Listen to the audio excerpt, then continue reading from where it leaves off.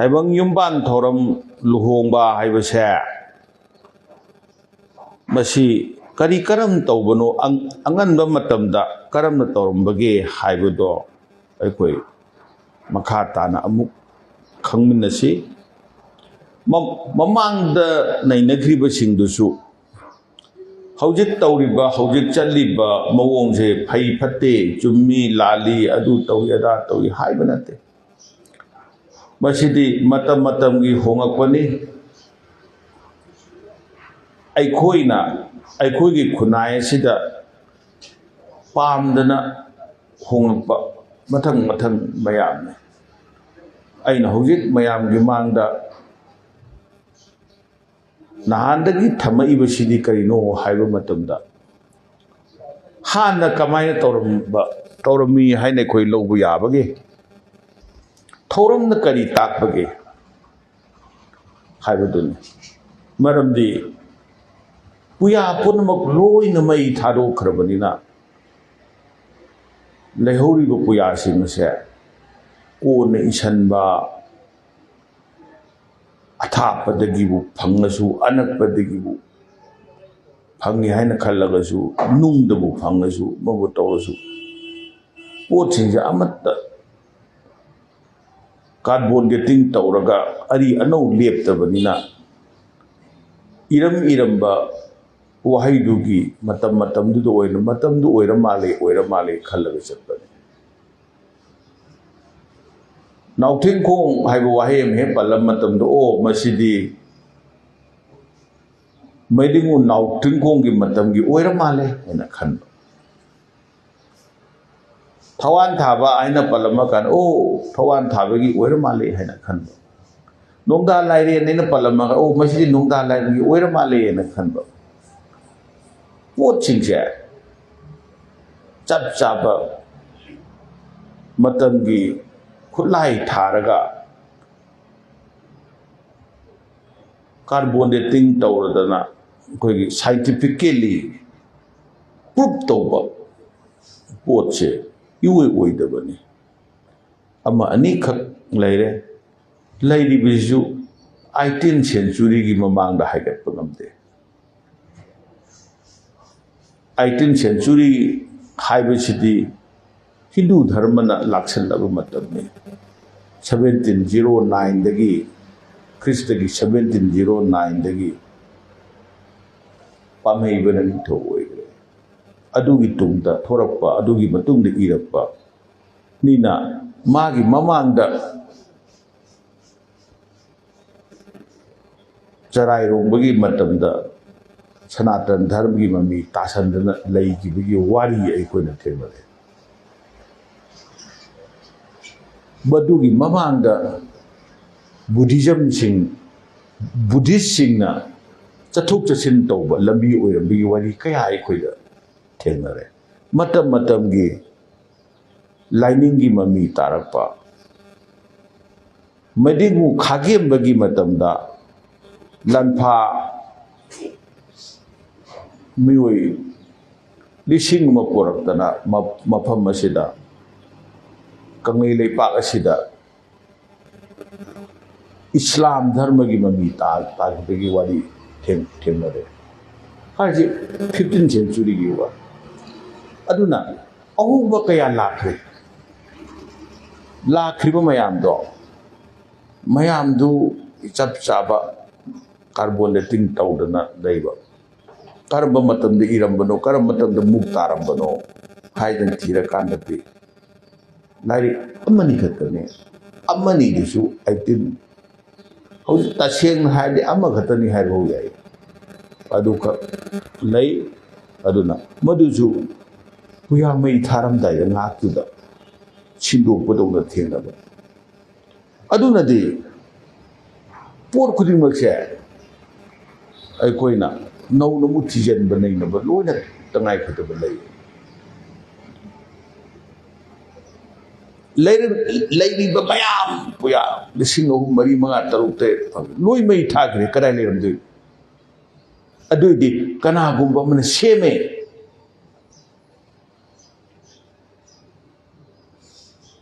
Shame report to Bukarikawe. Sana puya kawe ningthau na seme magi puya suba sing lai suba sing tawro semo aidana madu iyo an pulap seman gare kharana magi masa yauna kharana yaudana sem gare kharana yauna sem masa yauraga semba magi phamangda sembadubu sangai phamang kaure kharana noi thokpa iro haidana sinnade aduna asumaina tawdana thorako potsingse asida afabusu dum yaure fatabusu dum yaure sengdre haiba katane laale haiba natte ko sengdre haiba sengdre potside koi amuk nauna maduda ngaktada aikoina isingda sangomga yanba matamda kangana isingdu khaidokharga sangom dawna thakpa ngambagi sangom ngata thakpa ngambagi magi matik mayaido aikoida leitabanina madudagi aikoina yumpham oiraga haifet yengba natana maduna natana lairikta natana duda iri duda natana atopa lawba yade na hairaga de koi poche thibam khangdre thibam khangdrabadagi kamai tawre pangthu iba thauram tawriba thawong maduga aikoigi ipai pugi lining param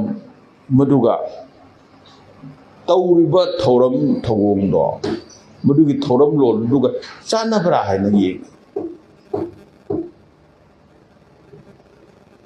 laisakna thauram tai thauramna thauram lol tai manungdadi karina cheliye wangu lol amana pikna loin waksin leine aduna kari laino khoiram godoi do haidu khanga kanda kamaina khoiram godagi na kari gi khoiram godoi no haibudu thorani kari gi khoiram godoi no haibudu lakanda kari pot kat kadagi haibuje thauram duna tai thauram duna tala kanda kamaina khoiram godagi hairapudusu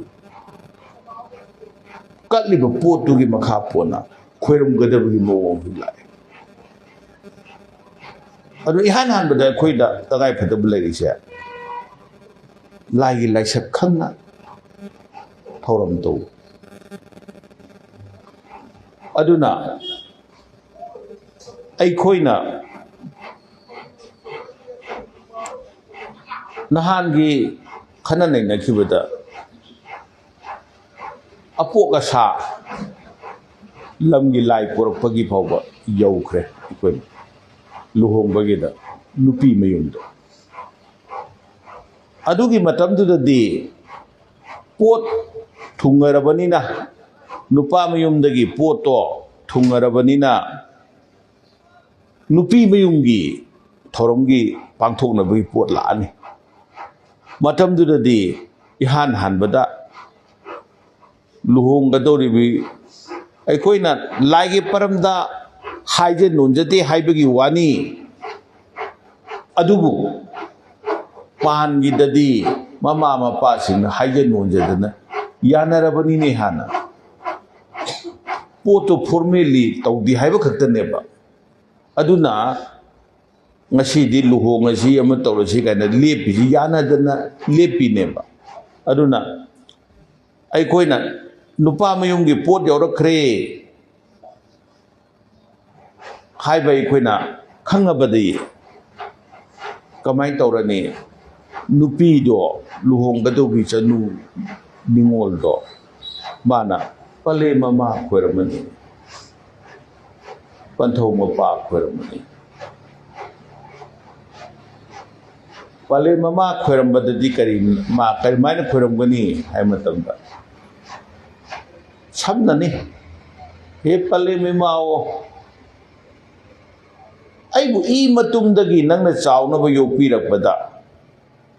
taibung phawale ताइबंग फावरदना वाखल लौसिंग तारकनबा चावबो लेप्तम फा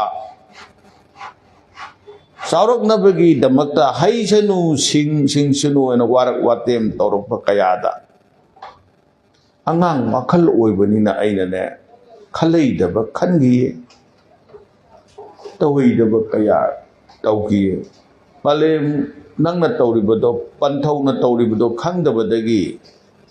हायैदबा कया हायगी ngasi kaubo koro nongse masidagidi aise palem yathang tunginna panthau yathang tunginna taibang sada naudanaba yum panbagi nongna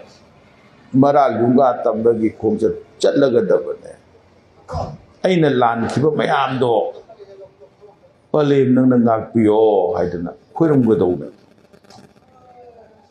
maramdi numittu pallemna nang tambanu pa sida sagai salaya sida chada naudana bagi damakta chatlo haiba yathangje pallemna pibane panthona pibane maramduna pallem yathang do nupi macha duna inbane haujiki matamda panda masak khangnaba nungsi chanaba sidi pange wani hana lay अकोना मदुदे खोरी येंगुबा यादरे खेंसेंबदि मचा नुपीदु mama मपादुना नुपादुदा थाजबनेबा नुपीदुना नुपादुदा लैबुबै वानते नुपादा नुपी लौबै वानते थाजबदो Moina हाइजरबदगी नुपादुना नते नुपादि mama मपाना लुहोंबगी थौरमसे अहल लमन्ना नुपागिजु नुपीगिजु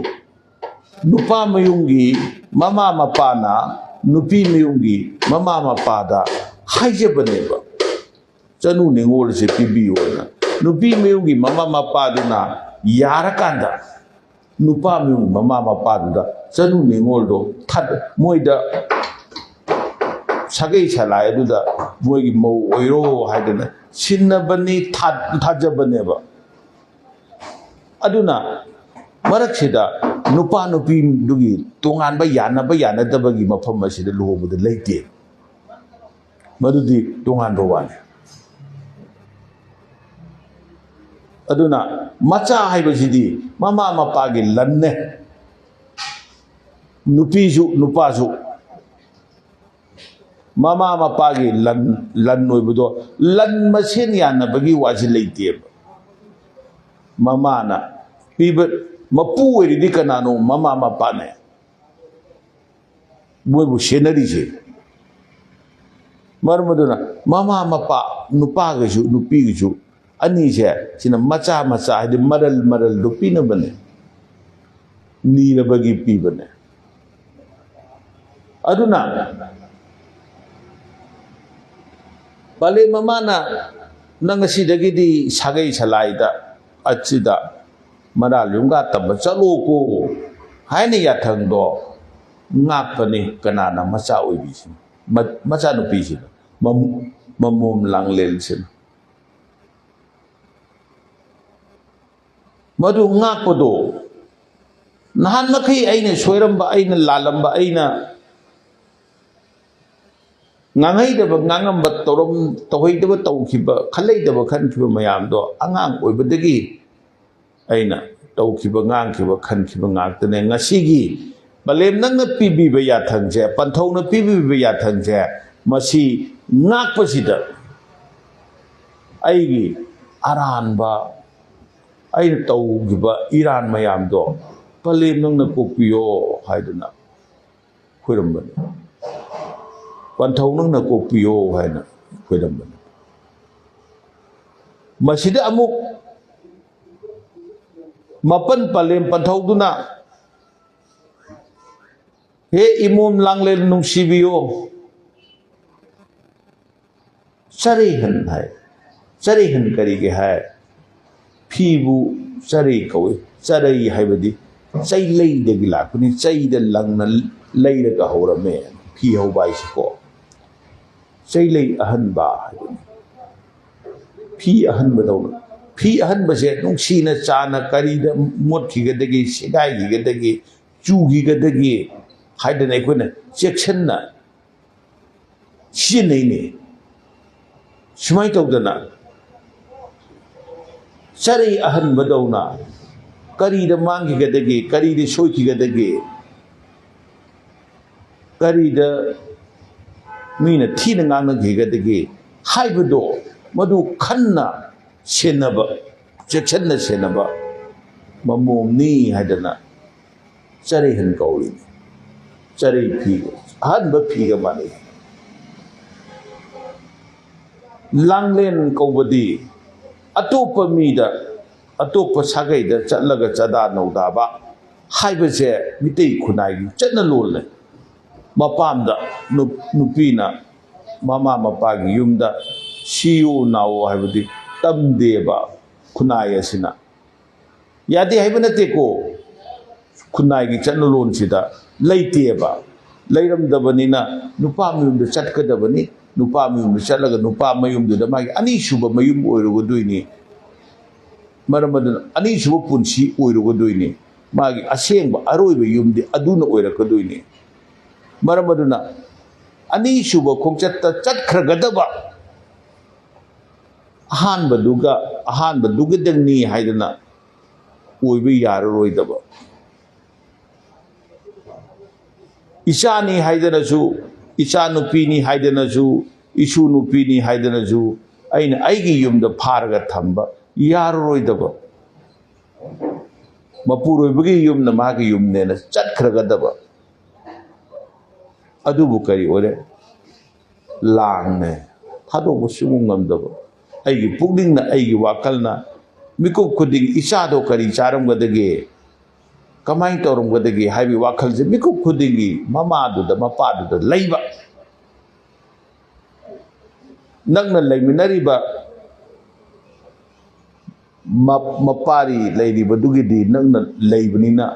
ꯎꯅꯔꯤꯕꯅꯤꯅ ꯈꯟꯗꯦꯅꯤ ꯅꯨꯡꯁꯤꯗꯦ ꯍꯥꯏꯕ ꯅꯠꯇꯦ ꯃꯍꯥꯛꯀꯤ ꯃꯔꯝꯗ ꯑꯗꯨ ꯀꯟꯅ ꯋꯥꯔꯨꯗꯦꯕ ꯂꯥꯞꯅ ꯂꯩꯈ꯭ꯔꯕ ꯃꯃꯣꯝꯗꯣ ꯃꯗꯨꯒꯤꯗꯤ ꯃꯤꯀꯨꯞ ꯈꯨꯗꯤꯡ ꯅꯤꯡꯁꯤꯡꯉꯦ ꯂꯥꯡꯗ ꯑꯊꯣꯏꯕꯅꯦ ꯂꯥꯡꯂꯦꯟ ꯀꯧꯔꯤꯁꯤꯗꯨꯅ ꯃꯔꯝ ꯑꯗꯨꯅ ꯂꯨꯍꯣꯡꯕꯒꯤ ꯃꯇꯝꯗꯨꯗ ꯅꯨꯄꯤꯗꯨꯅ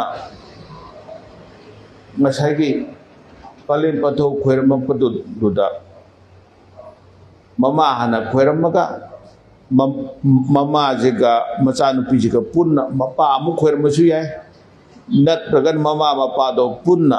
ꯃꯆꯥꯅꯨꯄꯤꯅ ꯈꯣꯏꯔꯝꯕꯁꯨ ꯌꯥꯏ ꯃꯗꯨꯗꯤ ꯆꯠꯅꯕꯤ ꯃꯥꯏ ꯑꯄꯥꯕꯗꯨ ꯃꯈꯥ ꯄꯣꯜꯂꯦ ꯑꯗꯨꯕꯨ ꯆꯞ ꯆꯥꯕ ꯑꯁꯦꯡꯕ ꯇꯧꯐꯝ ꯊꯣꯛꯄꯗꯤ ꯃꯃꯥꯗꯨ ꯍꯥꯟꯅ ꯈꯣꯏꯔꯝꯃꯀꯥꯟꯗ ꯃꯃꯥꯗꯨꯅ ꯃꯆꯥꯅꯨꯄꯤꯗꯨ ꯄꯨꯔꯒ ꯃꯃꯥ ꯃꯆꯥ ꯄꯨꯟꯅ ꯃꯄꯥꯗꯨ ꯑꯃꯨꯛ ꯈꯣꯏꯔꯝꯒꯗꯕ ꯑꯁꯤꯅꯤ ꯍꯥꯟꯅ ꯂꯩꯔꯝꯕꯗꯤ ꯑꯗꯨꯗ ꯍꯥꯏꯒꯗꯣꯏꯅꯤ ꯉꯁꯥꯏꯒꯤ ꯏꯃꯣꯝ ꯂꯥꯡꯂꯦꯟ ꯅꯨꯡꯁꯤꯕꯤ ꯏꯃꯣꯝ ꯅꯪꯕꯨ ꯏ ꯃꯇꯨꯝꯗꯒꯤ ꯆꯥꯎꯅꯅꯕ ꯌꯣꯛꯂꯛꯄꯗ ꯇꯥꯏꯕꯪ ꯐꯥꯎꯔꯛꯄꯗ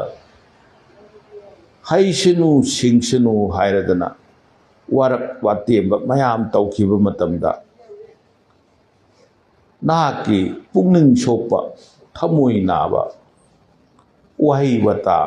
ꯌꯥꯎꯔꯝꯕ ꯌꯥꯏꯑꯕ ꯇꯥꯏꯕꯪ ꯑꯣꯏꯕꯅꯤꯅ ꯃꯗꯨꯗ ꯅꯍꯥꯛꯅ ꯋꯥꯔꯧꯔꯝꯕ ꯌꯥꯏ ꯃꯗꯣ ꯅꯪꯕꯨ ꯍꯩꯁꯅꯨ ꯁꯤꯡꯁꯅꯨ ꯍꯥꯏꯗꯅ ꯇꯧꯕꯒꯤ ꯇꯧꯕꯅꯦ ꯍꯥꯏꯕꯅꯦ ꯊꯧꯄꯥꯟ ꯊꯣꯡ ꯆꯐꯨꯕꯨ ꯀꯥꯏꯅꯅꯕ ꯌꯩꯕꯔꯥ ꯍꯥꯏꯕꯗꯣ ꯑꯗꯨꯃꯥꯏꯅ ꯇꯧꯗꯅ ꯑꯩꯈꯣꯏꯒꯤ ꯆꯩꯅ ꯐꯨꯅ ꯈꯨꯠꯅ ꯁꯥꯅ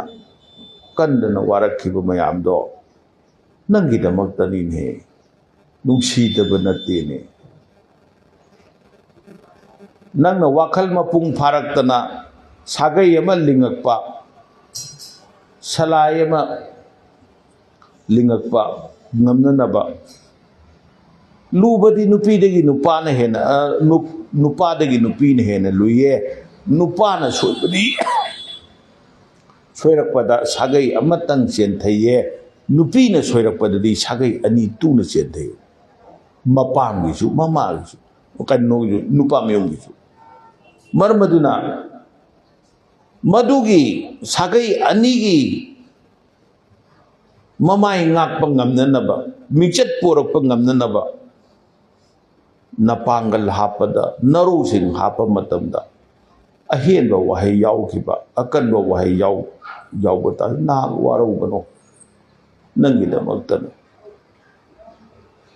madugi du ngamnanab honabada nahakna khalaidaba khanjiba tawhaidaba tawramba mayam leramba taragadi mado ngasi kauba koru nong sida napan palem panthona kokpirabane mama mapana khoyum laina bawba kokpiba ngamdaba maral langjaba kaya mabu I matumdagi chawnaba yoleiba palem panthona kokpiba ngame khoyum laidi taibang thawai achat chatta pumnamakine aibu pokpi palem imadi aiga iri itannabadi palem ne aigi palem panthaudu marmaduna ipai pusina kari hairami koro nung na wangbara panthau ipa na mawange malem laina lumbara palem imana marume koro nung haibasi loiba khamba naiba nate kokpi kokle na sidagi he leka kibadagi nomodon ja horabane masidagi wangkat kibase loiba khamba nai da base adugi mathak phawbo yona panthau ipan mawange kaino wangadi panthau ipagi matik mayai do macha oiba aigi iphamdadi mangondi hen wangba leite macha oiba aigi iphamdadi pakliba chauraba malem lummaba malem se asidagi hena palem imagi matik mayai ni lumme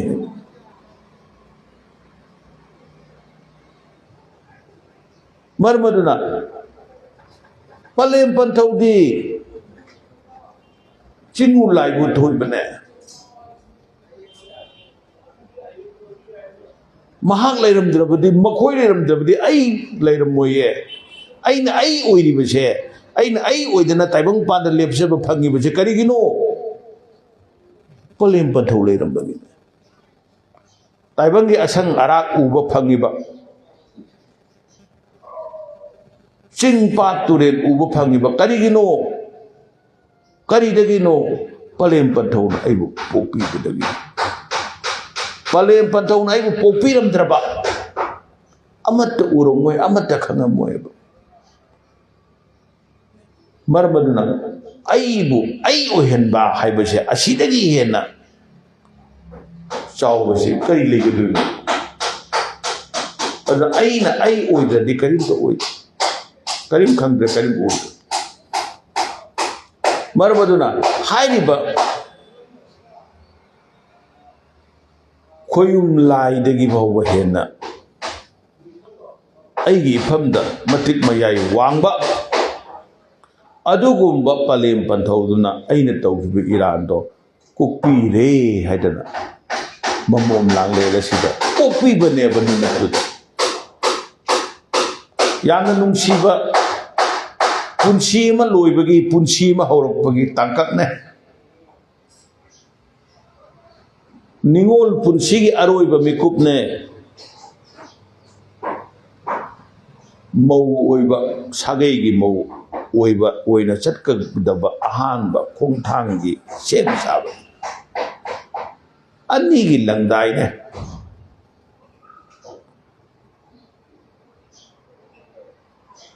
maiba maibi gi paramdadi si kari hai hairagadi kanthagi pal thaba hai ahan bagi mapokche loidringaida kalaga mapoktugi manungda atopa ipan amaju thaba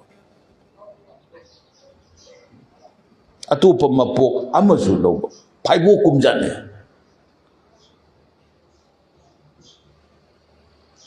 taibang ipan thaba si angang na miro lok tagi phorok phaugi nina taibang phorok phaugi adugi ipan do ado taibang mapok si loidringai da mapok si loibidong na kala kanda ano mapok ama mu leiba maku magi manungda maru ani yauhugumba nini phaibo nini ashumaina maiba maibina kantha ipan thagiba matam maibina kantha ipan tharba matam dadi kaidore hanagi pale mama panthau mapa mayam do tuoga anoba mama maibi do maduda ima guru maduda sholiba amaiba do madubu ipa guru birol ne adu haina bagi haibane palem imani pantho ipani haidana lawgarbane baduda pena thogal tawri baduna mabungni haigrabane maibaga maibiga pena gadi maibana mapane pena na mabungne maibina machanupine mapaga machanupa mabungjiga machanupisiga ahumjina laigi thokal tawbane maiba maibi pena haibade aduna lichat naidaba chathayde khalaidaba khalaide adu kairakpadane mayam ama maibana maiba oiba ngamakriba pena na pena oiba ngamakriba maibi degi lai tongaktriba mangriba laithung laina lakre mayamje param lichat kairakpadagi marmaduna aroiba ngasagi kantha ipal thabadona hingiba taibang mapok sida anoba mapok amamuk loba chanu ningolbu macha oiba chanu ningolbu mahaki maral taugiba langjiba punamak kokpi garaga kaina yathang piba thorumdo aduda tawe adu tawrakanda di panthau mapa duga pale mama duga chanu ningol aduga changaga pale mima laisiren laipunnabi sida sayol obida khoironggan karigi pale mima nangna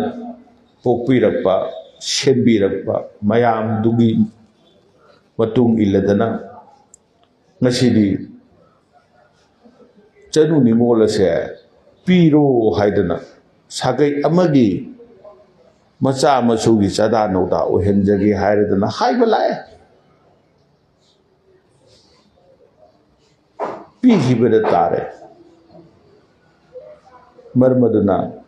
ngasidi chanu ningola se palem nangna nahan makai nahaki naduna su oina kolambodo sagai salai atopa nupagi yumduda leiba palem imaduda amu madu masu oina kolhanbiyo mafamduda leiramgadoiba leisiren leipunnabido madusu iman nangne asida leiribusu iman nangne nasana nasabu taibiyo haidana kurumganeba mahaki punsida anoba yumjang punsiduda nungaiba yaifaba pinabiyo palem nangna kusamna na pubiyo uren tinba kolakpada mayam masak mayam lawrga olaga lakadoine adu karino hajegibaduna adudagidi amu mama aduga Pale mamaduga panthau mapadugana macha ningoldo luhonggadbido amuk pusalani kanagida santuble na panbe pagar pusalani santuble na panbu ngasi taibangna 9,000 sana mahi haina haini hairiba santuble na panba sidasu pale mi mada haiba badugumadana mafam masida naduna suwasibu nahan makai tekta kaidana sembi sabidana kudong thibu punamakting ngakpokpidana thambirakpado madugumna mafam dugi nupa mayumduda leiramgodoiba santuble na panbado maduna amu macha masu oina lakhanbiyo silanbiyo napani gi amattani sogi santuble na panbo so santuble na panbo amakhataneba samna hairabada Mahatma Gandhi ki photo je moyum da chuthet pi ai koi yum chuthet pi ai moyum chuthet pi ai dana yum tongan dar jo Gandhi du ki photo Mahatma Gandhi ki du photo amakhataneba Semai tahu dah, santuble na pan baca. Ai yum tu sulat pani, mai yum tu sulat pani, mai yum tu sulat. Amatan ni. Adu nang bu tay na biyo, nang bu. Ay mafam adu dah. Mahak na yumling kuling dana laiba matam dasu. Nung si chana na kon biyo, hai dana pantau ipa adu dah. Kueram gani ba. Kanada santuble na pan ipa. Adugi tungdagidi koramdana loidana thola kanda masida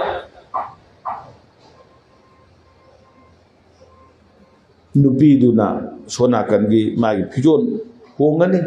ko adagidi ngasagi nupa kaino singdo mama mapa no thoni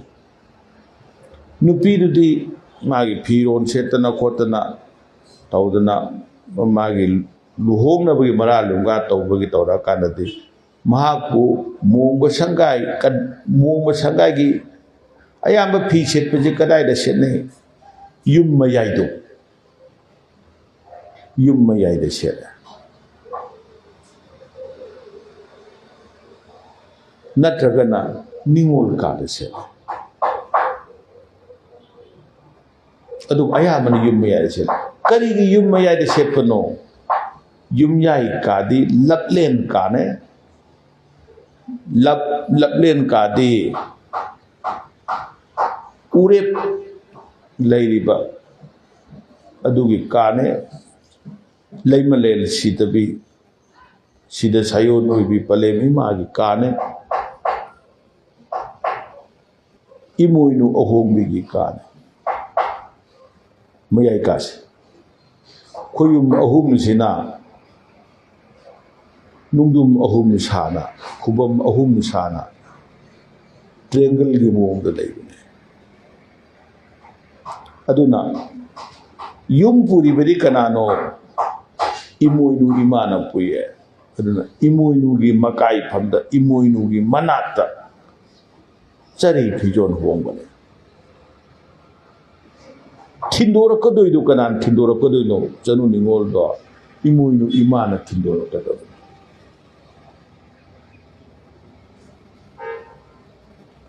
imum langlen masidagi di nang anoba punsi ama hauna bagi damakta maral yungga tambagi ahan bakung thang ba haurasi ko nangi polak padagi lairak pa I matum dagi lairagi ba nangi munggo sanggai se thado amo yam nungsiba sumlaya de pa me nungsiyen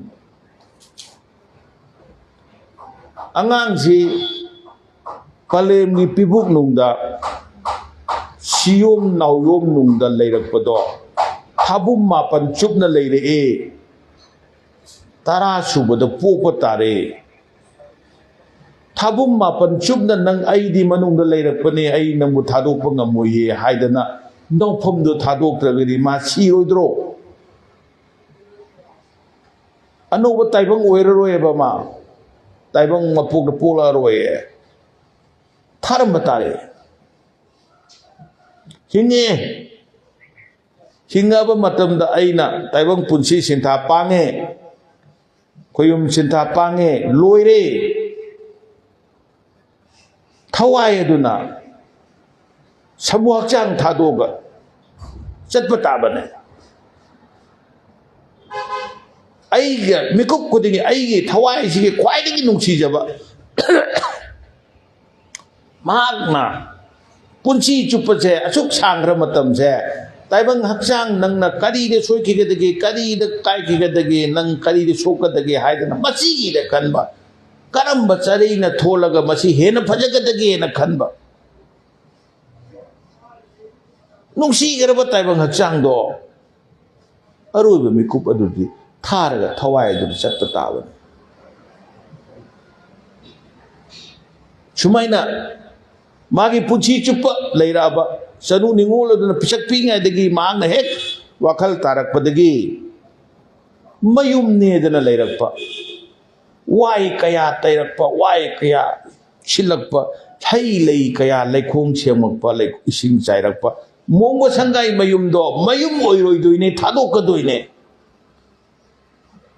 ꯑꯅꯧꯕ ꯄꯨꯟꯁꯤ ꯈꯣꯡꯆꯠ ꯑꯃꯒꯤꯗꯃꯛ꯫ ꯊꯋꯥꯏꯅ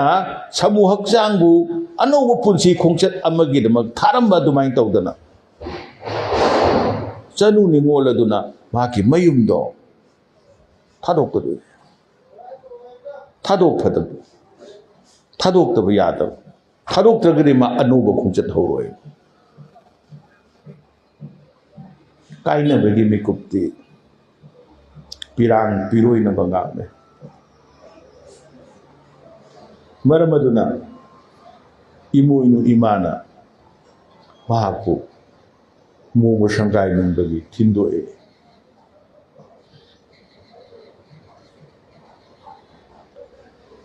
ꯃꯇꯝꯗꯨꯗ ꯃꯍꯥꯛꯅ ꯏꯃꯣꯝ ꯂꯥꯡꯂꯦꯟꯂꯣ, ꯉꯁꯤ ꯀꯣꯔꯧꯅꯣꯡꯗꯤ ꯇꯥꯏꯕꯪꯒꯤ ꯑꯅꯧꯕ ꯄꯨꯟꯁꯤ ꯌꯨꯝꯂꯦꯞ ꯆꯥꯔ ꯇꯝꯅꯅꯕꯒꯤꯗꯃꯛ ꯏꯃꯣꯝ ꯂꯥꯡꯂꯦꯟ ꯅꯪꯕꯨ ꯅꯪꯒꯤ ꯃꯣꯡꯕ ꯁꯪꯒꯥꯏꯁꯤꯗꯒꯤ ꯈꯨꯗꯥꯡ ꯈꯨꯠꯄꯥꯏꯅꯅ ꯄꯂꯦꯝ ꯅꯃꯥ ꯑꯩꯅ ꯄꯨꯊꯣꯛꯑꯕꯅꯤꯀꯣ ꯍꯥꯏꯅ ꯃꯥ ꯄꯨꯊꯣꯛꯄꯅꯤ꯫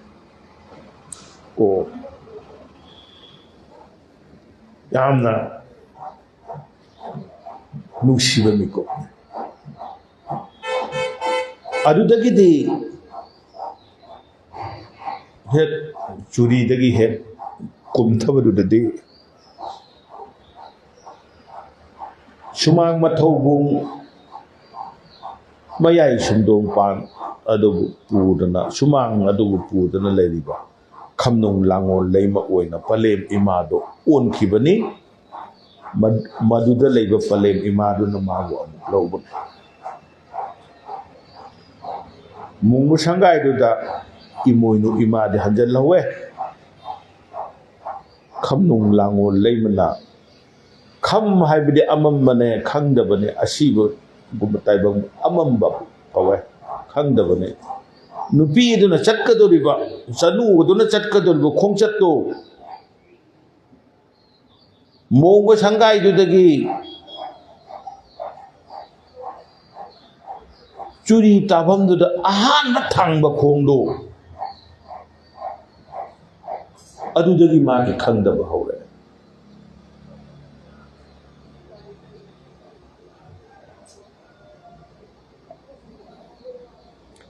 ꯃꯁꯛ ꯈꯪꯗꯕ ꯃꯄꯥꯅ ꯄꯟꯊꯧ ꯃꯄꯥ ꯑꯣꯏꯔꯝꯒꯗꯣꯏꯅꯤ, ꯃꯁꯛ ꯈꯪꯗꯕꯤ ꯅꯨꯄꯤꯅ ꯄꯂꯦꯝ ꯃꯃꯥ ꯑꯣꯏꯔꯝꯒꯗꯣꯏꯅꯤ꯫ ꯅꯣꯡꯃꯇꯁꯨ ꯎꯗꯕ ꯌꯨꯝꯅ ꯃꯥꯒꯤ ꯃꯣꯡꯕ ꯁꯪꯒꯥꯏꯅꯤ ꯍꯥꯏꯅ ꯂꯩꯔꯝꯒꯗꯣꯏꯅꯤ꯫ ꯈꯪꯗꯕꯒꯤ ꯈꯪꯗꯕ ꯉꯥꯛꯇ꯫ ꯃꯃꯥ ꯃꯄꯥꯅ ꯃꯥꯒꯤ ꯈꯨꯖꯦꯡ ꯄꯥꯜꯂꯣꯏꯅꯕꯤꯌꯣ ꯍꯥꯏꯅ ꯁꯤꯟꯅꯔꯤꯕ ꯅꯨꯄꯥꯗꯣ ꯈꯪꯗꯕ ꯑꯣꯏꯗꯣꯏꯅꯤ꯫ ꯉꯁꯤ Taibangpanda hana khangnabasina tonganbane khangdaba nupa amagi makutta magi khudangdo sinaraga khangdaba lambi amada khangdaba yum amada khangdaba sagai amada Sada naudaran hayeng punsi aroiba mikup pawba layuru ko hoina chatkadaiba khungchatne amamba khungchatne maramduna khamnum langol leimana puba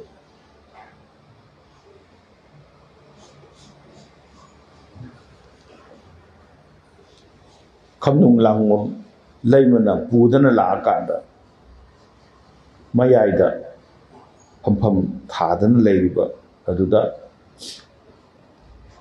nupa ju phamame nupi mama mapa dasu nupi gi mama mapa dasu nupa gi mama mapa su phamme mayai sida nakan sida phamen mai kaidana nupa angai phamme mangso mai kaidana mama angai phamme karamba mama nupi du gisu nupa du gisu mama angai do maduna mangso mai kaida phamme phamen mai kaidana nupa angai na pham kana gumbana hangba yai mama mapa dudi nupi mayum oibanina animak phamenda leigani aduga somna kanadi lamdagi lakpanina haijaba lakpanina nupa duga nupi duga haibadi nupa de mama mapa ani na mangso ta leigani haidana haiba yai leiroi khoyum kada changak kaduine khoyum kada changak pada matamdadi aigi magi yum haibado leitre kari leire nupa nupi haire yet oidana leiri khoyum manak gari yorpadade khoyum manak yorpadade yet oila lakpadagi di yet na nupa ne oina nupi ne haibane aduna nupa animakto yelomda leine nupi animakto oiromda leine oi habadi mangsokta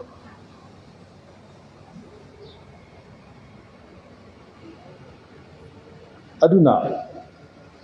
mayai dadi leima piba ani du leirane nupa du yetta leirani nupi du na oida leirani masigidi makhoi mayam pumnamakse phambam swaida sumaina phamgani haibdo phamdana amuk leigisinu mathang amuk ekhoi makha kari torokadege haibodo amuk matumda khoi amuk nainasi